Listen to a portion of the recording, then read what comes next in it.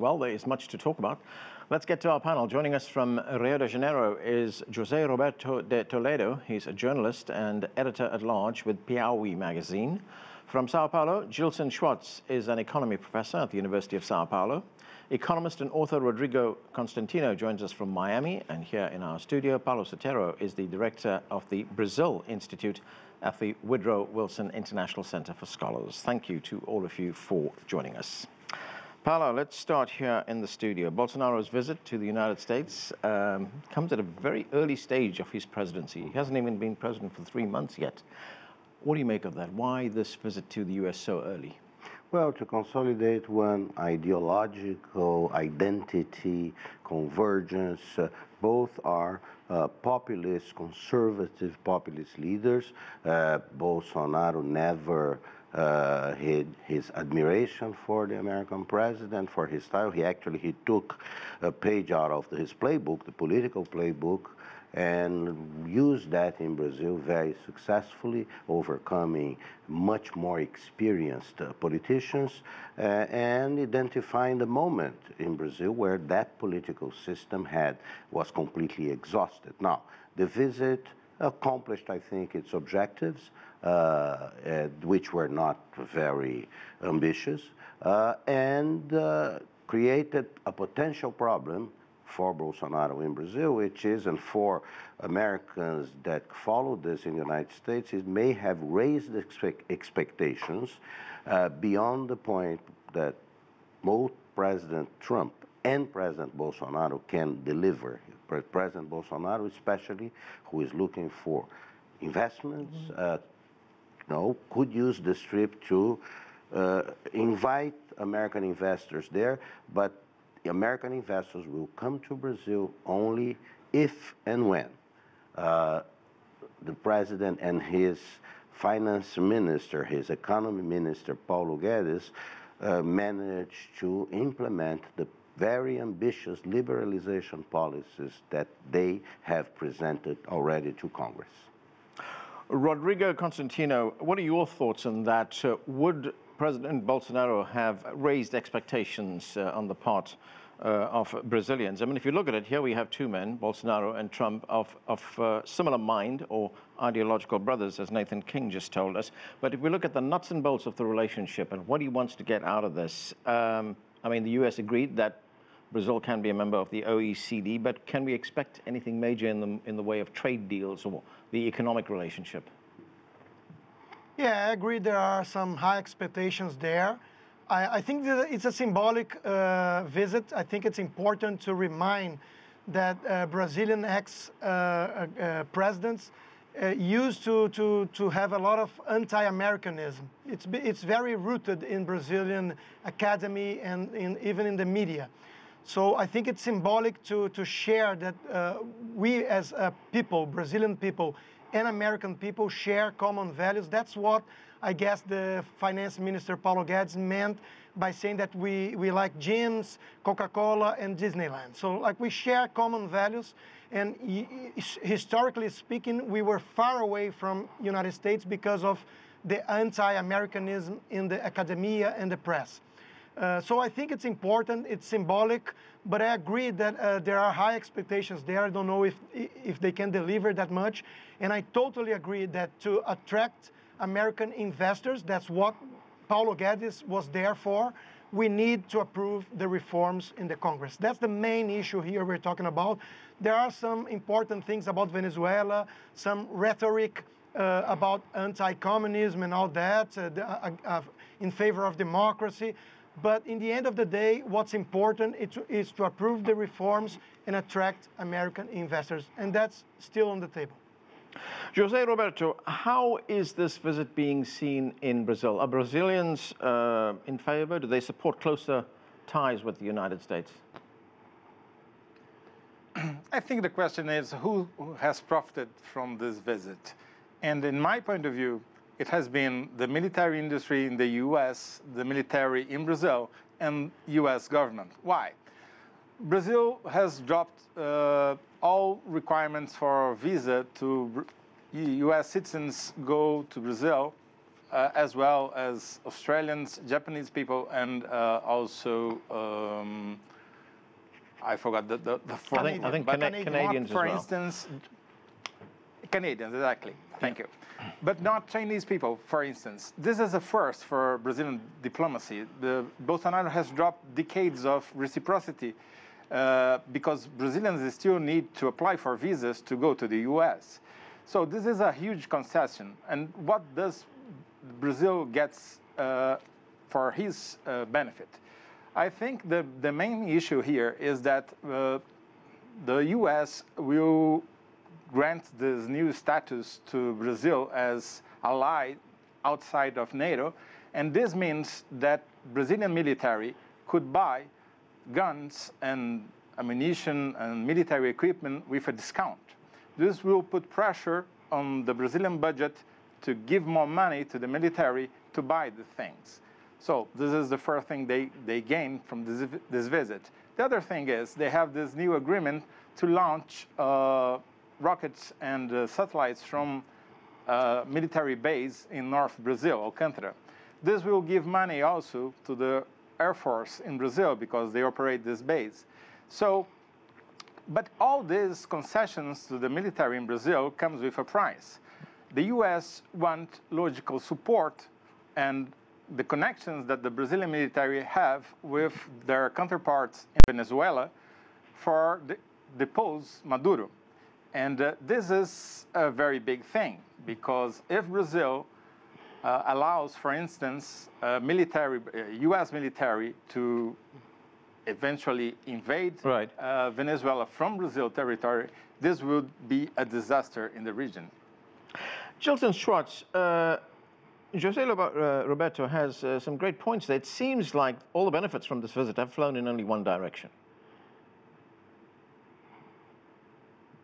Well, my opinion is a little bit different. I'm still waiting for the big news to show up. And there's a saying that goes here in Brazil, it's a very popular saying that says, the dog that barks does not bite. So there's too much barking around, but not that much in terms of effectiveness. Mm-hmm. We are talking here about big economies, large markets, trends in trade and foreign direct investment don't move like jet skis. They're more like big ships that turn slowly. You cannot shift these things at will overnight. And it seems to me that US-Brazil relations have been going on very well over the years. Foreign direct investments, foreign banks, US banks in Brazil. There's nothing really astonishing in proposing new ties or a new alliance as if we had not very good ties beforehand.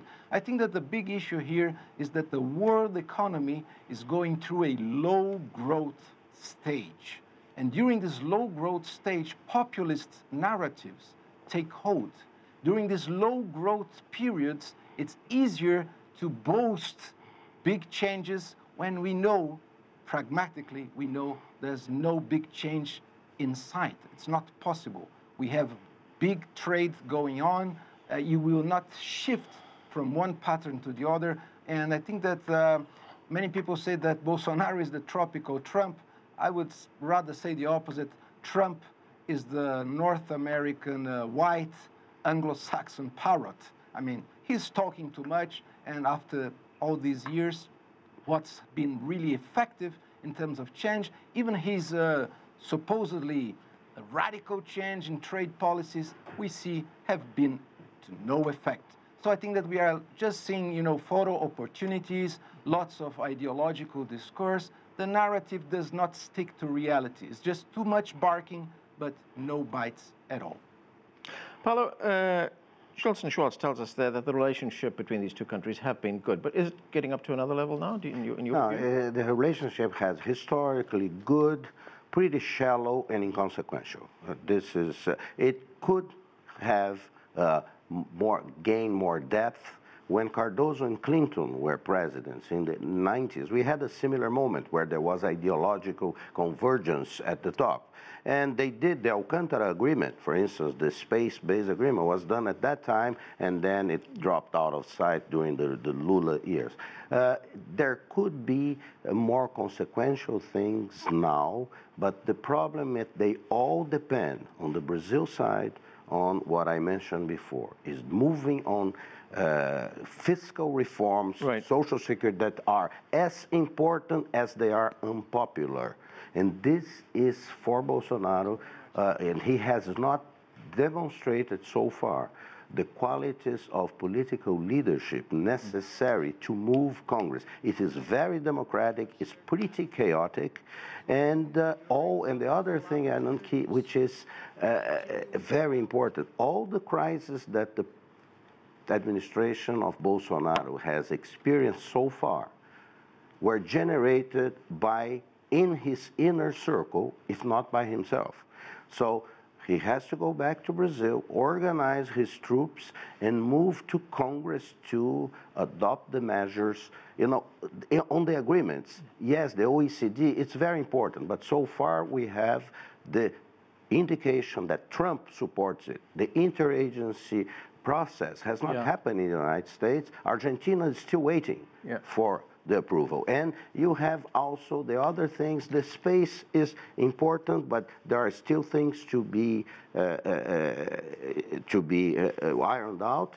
As José Roberto Toledo mentioned, the non-NATO status of major ally, non-NATO, is important because it could facilitate certain things, but it will imply lots of expenses that Brazil does not have a budget for. So, Rodrigo, here we have a visit that's big on optics, lots of photo ops. You know, as you pointed out yourself, a very symbolic visit. But how big a job does President Bolsonaro have when he gets back to Brazil? That's the main issue. I think that there's too much talk right now, and he needs to show results. And what I mean by that is that he needs to approve the reforms.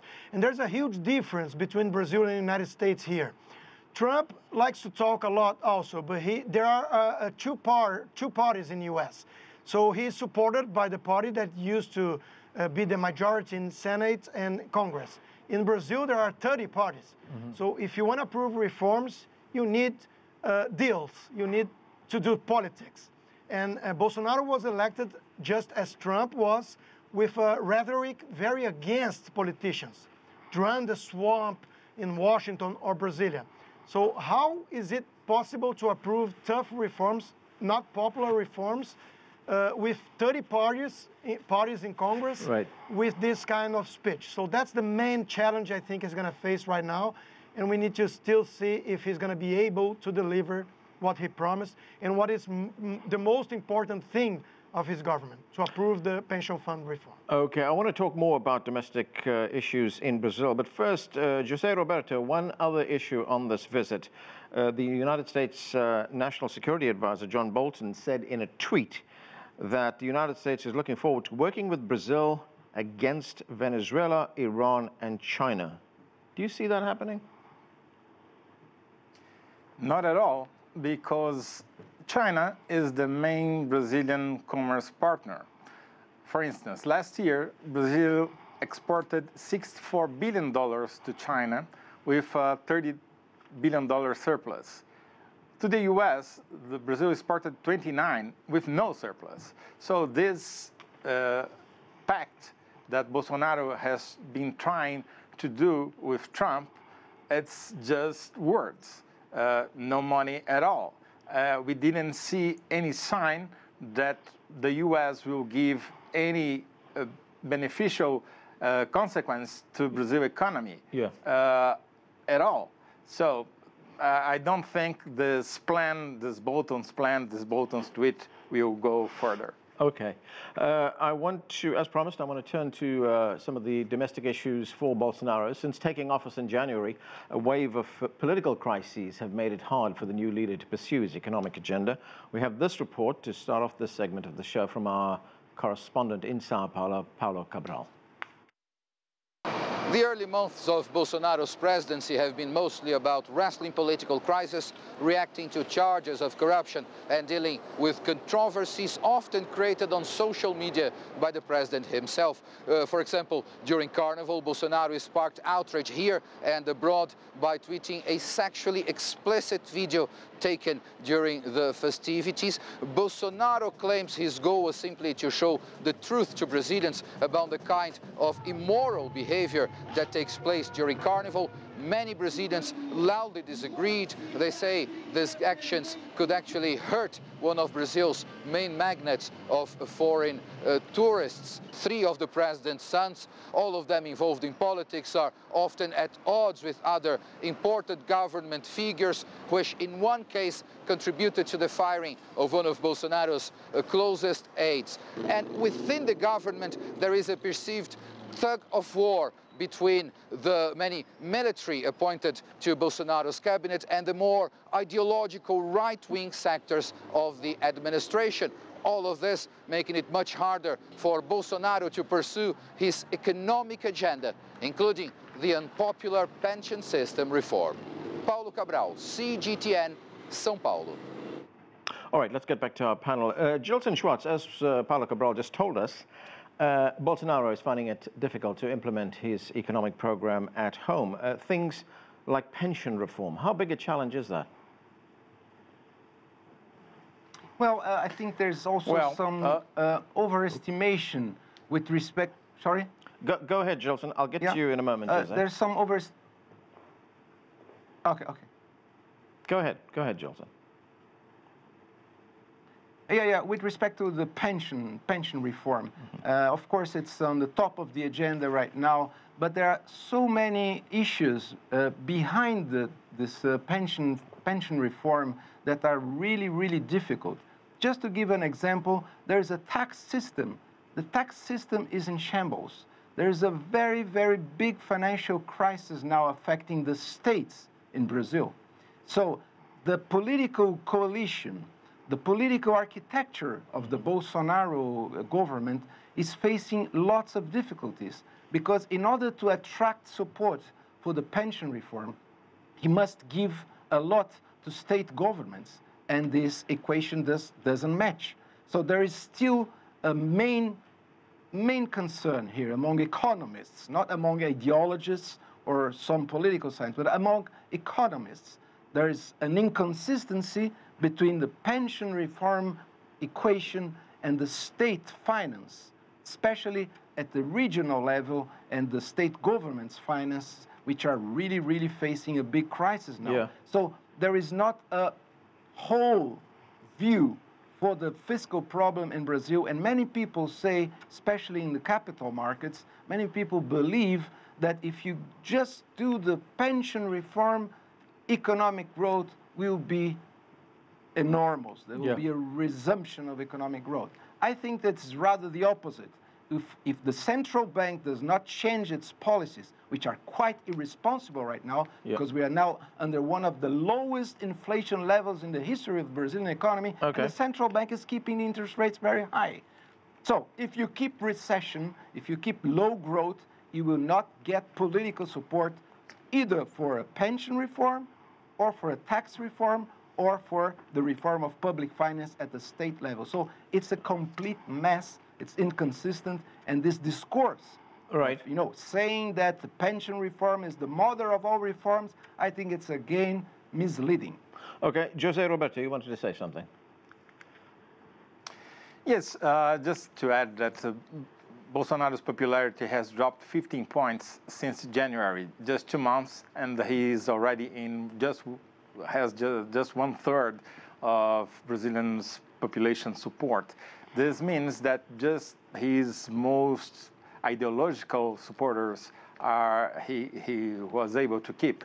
And this kind of tweets that Paulo has mentioned before just goes to these people. The other people are not satisfied with this behavior from his president. Also, he has done nothing about the security problem, the violence problem that we have in Brazil.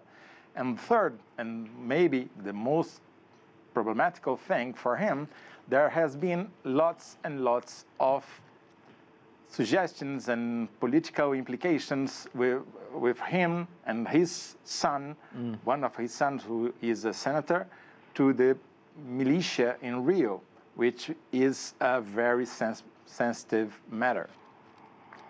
Rodrigo, how big a problem is that for President Bolsonaro? I mean, one of the campaign issues that he fought this election on, the central planks of his campaign, was the fight against corruption. And now we find out that he himself is now embroiled in a corruption scandal. One of the country's regulators found suspicious financial transactions worth hundreds of thousands of dollars linked to his son. Yes, I think it's a problem, especially because his campaign was using the Lava Jato, the car wash operation sentiment in Brazil against every politician. So everyone is a corrupt, and I'm the only solution. It sounds like a little bit Robespierre in the French revolutions, like the Jacobins. So you are the only pure party, and all the rest are rotten. And now you have to do politics, you need to approve the reforms, and you have scandal on the family itself. So how do you do that? Again, Trump and Bolsonaro seem like they are always in campaign, but they need to approve important measures and show results. And Trump, okay, he's been able to do some part of it. Not as some people expected, but some part of it. In Brazil, we still need to see it because we have a very fragmented Congress, and right. I'm not sure how they're going to be able to approve the reforms. Okay, Paulo, one final point I want to talk about, and that is Brazil's relationship with China. That relationship has grown. Now, it's been an issue here in Washington during this visit. The United States would like Brazil to limit that relationship, to cut back on it. But China is Brazil's biggest trading partner. Brazil is a member of BRICS. How much of a problem is that going to be? No, it was a problem, I think, early on when President Bolsonaro took a sort of anti-Chinese stand. But he is scheduling a trip to China because someone has already explained to him what Toledo explained to us, which is, China is the leading trading partner of Brazil. We cannot do without China, and China is now also becoming a very important investor in infrastructure, especially in the electric sector. With the United States, it's different. We are competitors. We compete in the same areas. So it is, I think the Chinese situation will normalize, and it's interesting. The Chinese looked for support in Brazil, not from Bolsonaro, but from his vice president, former four-star general, very competent, has surprised everybody as he speaks perfect English, very competent, and like all the other 6 or 7 former generals, providing this buffer for realistic, pragmatic solutions for real problems. Okay, and we are going to have to leave it there. We have run out of time. Thanks to all of you for being with us. That's it for this edition of The Heat. I'm Anand Naidu in Washington, D.C. Thanks for being with us.